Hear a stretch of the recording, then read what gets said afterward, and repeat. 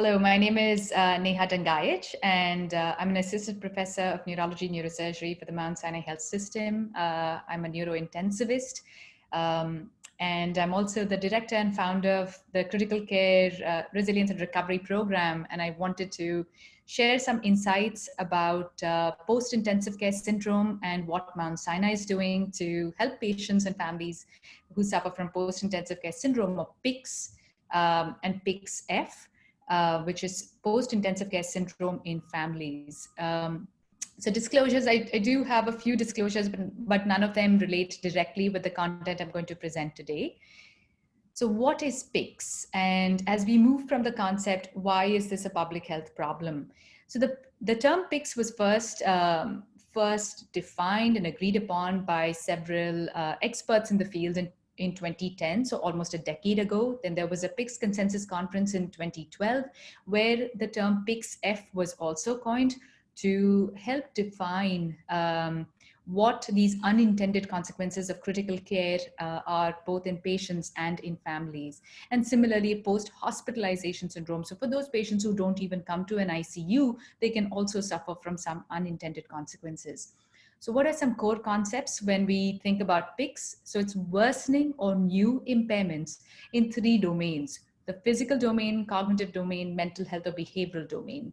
And these can persist way beyond the acute hospitalization. Again, just a snapshot of what it even means when we think about some of these impairments. So in the physical domain, we're talking about impairments right from weakness to difficulty in breathing. Cognitive impairments include problems in memory, attention, processing speed.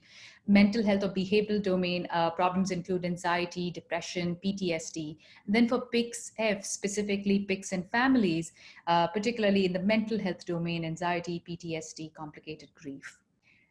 This is a very big problem because the total adult ICU admissions in the United States currently exceed upwards of 5 million. And about 80 to 90% of these patients are going to survive. And when they survive, particularly in the older patient population, so just to give you an idea, we're anticipating in 2050, we're going to have almost 84 million patients who are over the age of 65. So as our older ICU survivors go back to the community, the consequences of PICS are going to be even higher. With COVID-19, of course, with more than 35 million cases the world over and millions of patients having survived their ICU stay, we are anticipating that these unintended consequences of critical care are going to be even higher in this patient population. So as a summary, about 50% of our ICU survivors are going to suffer from at least one impairment or one dysfunction in one or more of these different PICS domains.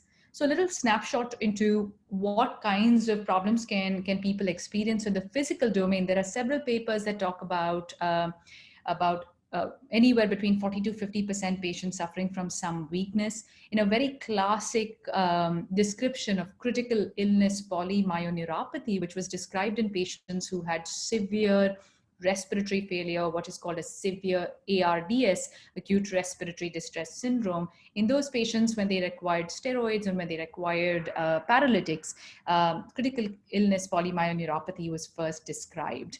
And now we know that it can occur in a lot of our critically ill patients. So anywhere between 40 to 50% patients can suffer from that. In the mental health domain, of course, PTSD, anxiety, depression. So anywhere between 20 to 30% of our patients can suffer from problems in the mental health domain after surviving their ICU stay.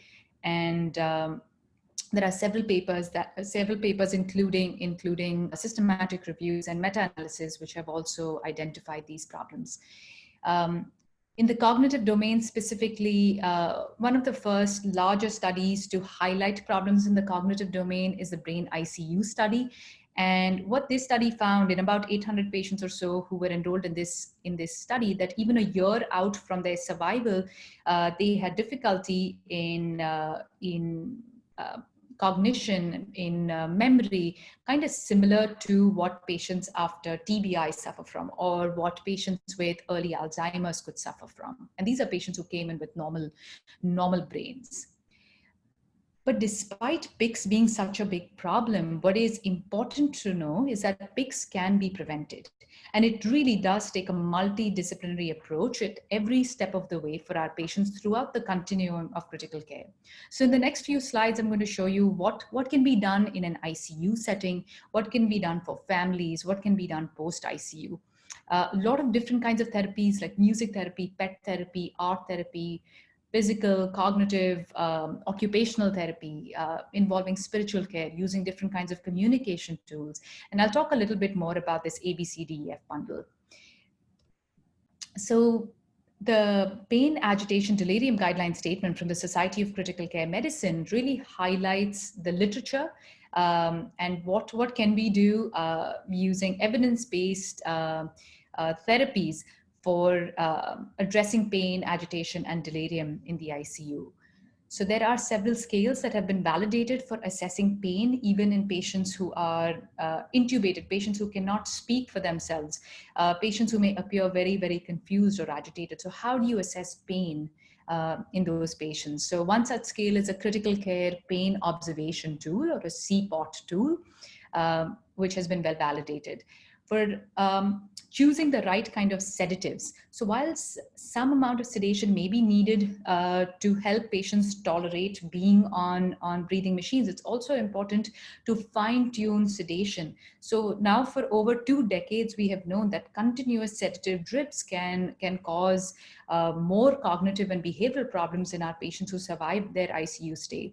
So really moving away from drips to boluses and fine tuning, the lesser we use these sedative drips, the better the outcomes for our patients, the shorter their length of stay. So how do we fine tune, how do we titrate our sedation? So one such well validated scale is a Richmond agitation sedation scale. So there are several such scales, there are several such calculators. So the reason why I showed you these snapshots, this is from MD Calc.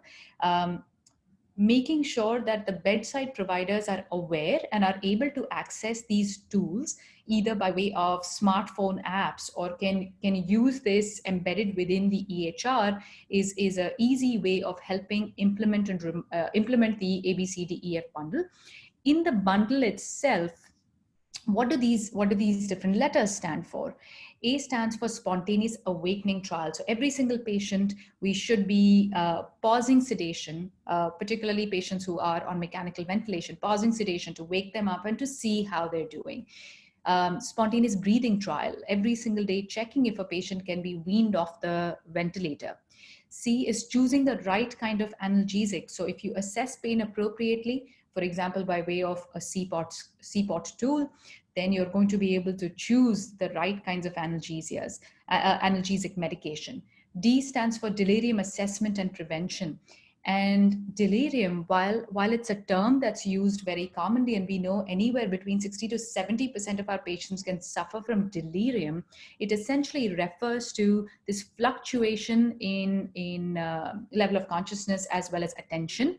And being able to recognize that there are lots of different causes of delirium, but we know that delirium increases mortality, that there are long-term consequences of delirium. So assessing delirium and preventing it while someone's in the ICU is, and there's no specific treatment or there's no specific way of treating delirium, but there are lots of different ways of preventing delirium in the ICU, including minimizing opioids, minimizing sedation, reorienting patients while they're in the ICU, and reminding them why they're here, because an ICU environment can be very disorienting. E is early mobilization. So previously, so I want to say, almost a couple of decades ago, this movement of early mobilization started. Previously, it was thought that patients who are critically ill should be sedated, should not be allowed to move out of their ICU beds. But all of that myth has been completely busted. There's lots of great literature to show that early mobilization improves outcomes in critically ill patients. And the F in the ABCDF bundle stands for family. So really providing family-centered care and allowing open visitation for families and really engaging with them in a shared decision-making model. So this ICU Liberation Collaborative was established within the Society of Critical Care Medicine. 76 ICUs participated. As you can see, a lot of different ICUs from across the United States participated in this ICU Liberation bundle study. And what was also seen, the implementation of this bundle, even partial implementation of this bundle, helped improve mortality in our ICUs. Here are some pictures. These are much older pictures from the 1970s showing how early mobilization, even patients who were on breathing machines were being ambulated. So since then, we have known a lot more about early mobilization. This is one of our patients, young patient whose family are nurses, several folks from the ICU are helping him ambulate along with a drain that's sticking out of his brain called an EVD. So there really shouldn't be any reason not to ambulate your patients. There are some safety checks that we always implement, and there are very few exceptions to trying to ambulate our patients in the ICU. This guideline statement, again, from the Society of Critical Care Medicine, highlights what are the different, about 25 different areas were identified by an expert panel, and it really helps do a gap analysis for every ICU in providing family-centered care. So what does our Mount Sinai approach to recovery look like? So to promote recovery in critically ill patients in 2017, and this is the picture from pre-COVID, that's why we're not wearing masks. Now I don't think this would be a possibility. But we came up, we had physicians from different ICUs. It's a multidisciplinary team of physical therapy, occupational therapy, social work, speech therapy, nursing, case managers, so on and so forth. And we came together to conduct research into different kinds of projects that really help humanize the ICU. And one such project is our Critical Care Recovery Clinic. And we had become a part of the Society of Critical Care Medicine's Thrive network. Of course, when COVID happened, we had to really pivot to adapting some of those principles of patient and family-centered care from the pre-COVID era. And there were several challenges that COVID posed to a lot of those things, including simple things like open visitation for families. And we had to really leverage technology in every possible way to provide patient and family-centered care. For those of you who'd like to learn more about post-intensive care syndrome and how different societies and different organizations are implementing different approaches to help mitigate the burden of PICS, these are some different resources. I got interested in post-intensive care syndrome and how to prevent it, and to develop our Mount Sinai Critical Care Recovery Program. I was inspired after I'd attended the 2016 Society of Critical Care Medicine meeting, and after learning more about the ICU liberation movement. There are several strategies of improving communication, even with comatose patients, even with patients who are delirious, who have these fluctuating levels of consciousness or attention. One such communication app was developed by the Society of Critical Care Medicine. It's available via different app stores.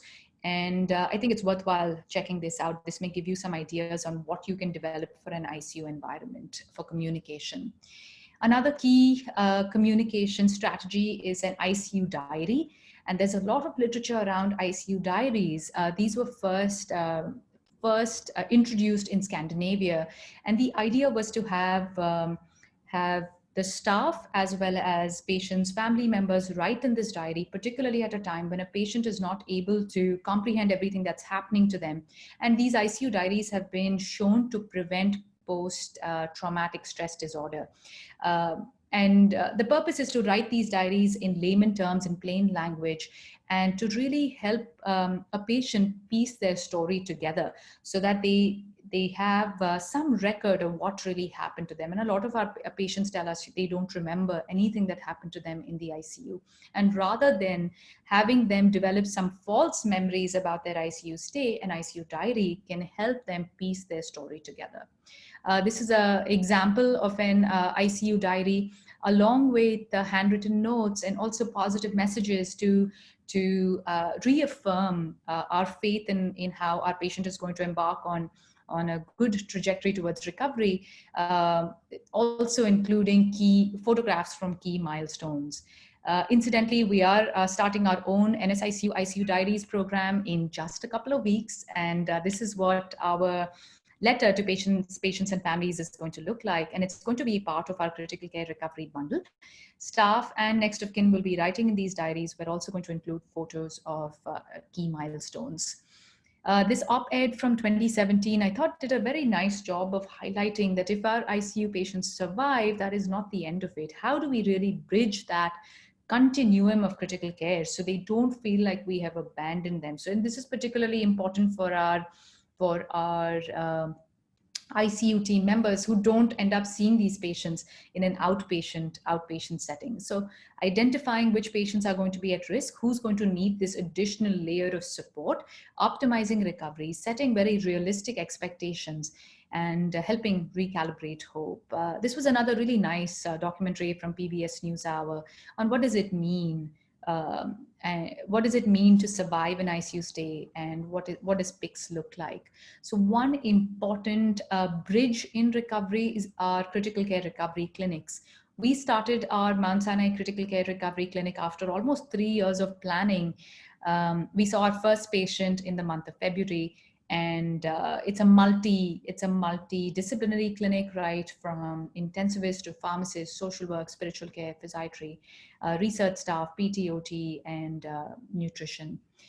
So what this is a snapshot from one of our pamphlets for preparing patients and families about this critical care recovery clinic. We also prepared some informational material on post-intensive care syndrome. This was, of course, when we could have conducted inpatient visits. COVID-19, of course, guided us in some ways to really accelerate the telehealth paradigm in all subspecialties, but particularly for our clinic as well. Instead of then seeing patients in person, we moved very quickly to starting to see patients via tele. And here's just a picture of one of our telehealth visits. What does PICS look like in COVID-19 survivors? We know that a lot of our COVID-19 survivors are going to suffer from PICS. So we started collecting some data on our COVID-19 survivors. This is just some preliminary analysis. And what we ended up seeing was very similar to what has been described in patients in the pre-COVID-19 era. So a third of these patients reported symptoms suggestive of PTSD. About half of them had insomnia. About a third had depression. And almost half of them had low resilience or ability to bounce back from stressors. Vanderbilt has been doing some great, the Vanderbilt University has been doing some great work in critical care outcomes, and they were perhaps one of the first critical care recovery clinics in the United States. In the UK, since the 1980s, critical care recovery clinics and critical care recovery programs have been instituted. So it's worthwhile for you to check out their website. It's called icudelirium.org. Similarly, Johns Hopkins has done a really nice job of putting together a multidisciplinary team. Dale Needham is also a leader in the field. Who's been doing great work. And there, Johns Hopkins runs an ICU recovery conference every year, and they have special sections on ICU recovery clinics and ICU diaries. So for anyone who's interested in learning more about what's going on in the field and what are some innovative ideas, they also make the content of their critical care rehab conference available freely after the conference is done. And of course, on Twitter, if you follow the hashtags #ICU recovery or #ThriveICU, you'll be able to see some of the conversations on social media as well. So what are we doing at Mount Sinai? So some really cool things that I'm super excited about is our collaboration with the Precision Recovery Program.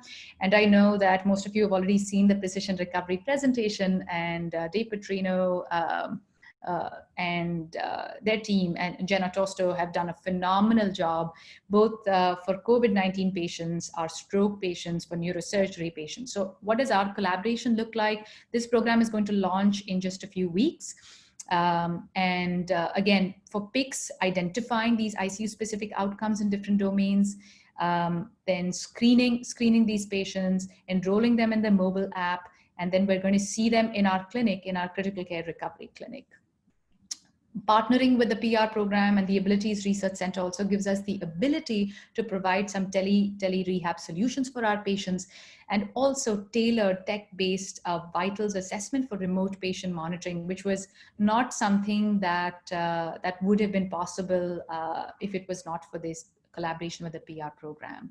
So with that, I'd like to wrap up and say PICS, although it is a huge problem, there are lots of different ways in which we can prevent PICS. There are lots of different ways in which we can treat our patients with problems in these different domains, and really partnering with our patients and families and multidisciplinary teams to embark on that perfect trajectory towards recovery is it's not only exciting, but the timing of all the advances in literature, in technology to provide compassionate care, it couldn't be more perfect. And all the challenges that COVID-19 is posing to our communities, I think just really banking on the collaborations that we have already established, and using technology in lots of innovative, positive ways. So we're looking to you to come up with a lot of great solutions, and very excited about collaborating with all of you. And that's my email ID for more questions, concerns, and then follow me on Twitter. And I just joined Instagram. Thank you.